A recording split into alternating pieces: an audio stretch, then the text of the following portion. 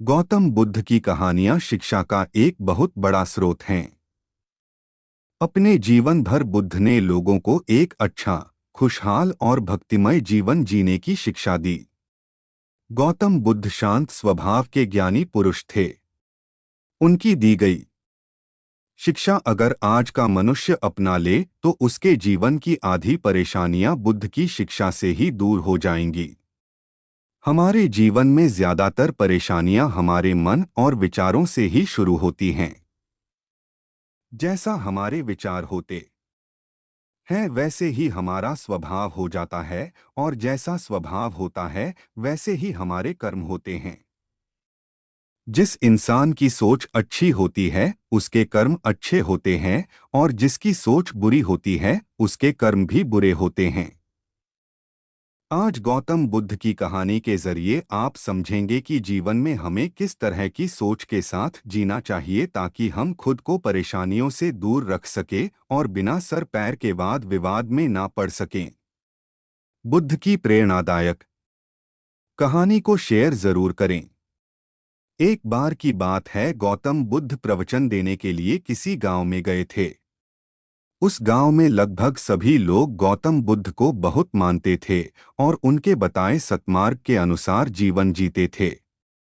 उसी गांव में एक गरीब औरत थी जो बुद्ध को बहुत मानती थी, लेकिन उस औरत का पति बुद्ध को पसंद नहीं करता था। वो हमेशा गौतम बुद्ध की बुराई करता। उसका मानना था कि बुद्ध ढोंगी है और माया करके लोगों को बस में कर लेता है। एक दिन उस औरत ने गौतम बुद्ध से बहुत प्रार्थना करी और उन्हें दिन का भोजन करने के लिए अपने घर बुला लिया। गौतम बुद्ध ये बात नहीं जानते थे कि उस औरत का पति उन्हें ढोंगी समझता है और बुरा भला कहता है। बुद्ध दिन के समय अपने कुछ शिष्यों के साथ भोजन करने उस स्त्री के घर पहुंच गए। दिन का समय था, उसका पति घर पर नहीं था। उस औरत ने बुद्ध का स्वागत किया और सबके लिए खाना लगाया।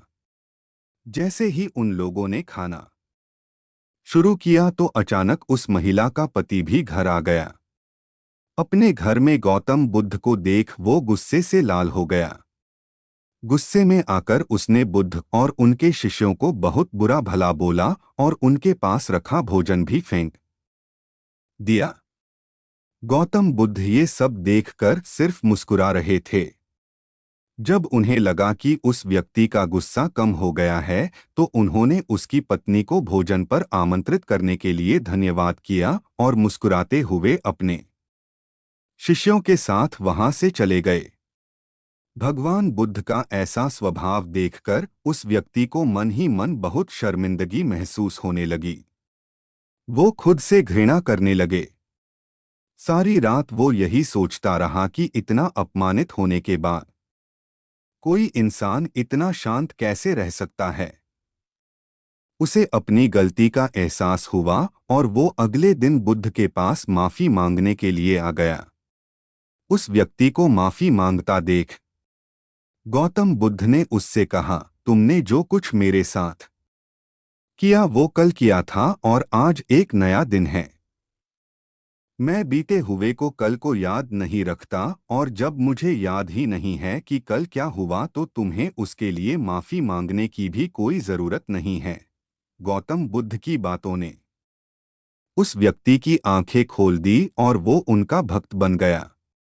जो लोग समझदार होते हैं वो कभी भी बीती हुई बातों में उलझे नहीं रहते। उनके लिए हर दिन नया होता है और वो अपने हर दिन की शुरुआत नए तरह से करते हैं।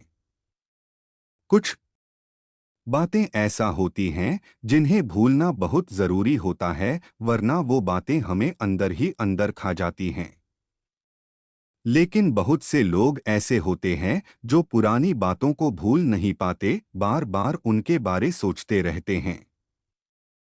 पुराने बातें या यादें अगर अच्छी हैं तो कोई समस्या नहीं है, लेकिन अगर वो बुरी हैं और बार बार याद आती है या आप खुद उन्हें बार बार सोचते हैं तो वो बातें डर, डिप्रेशन, गुस्सा या फिर बदले जा रूप ले लेती हैं।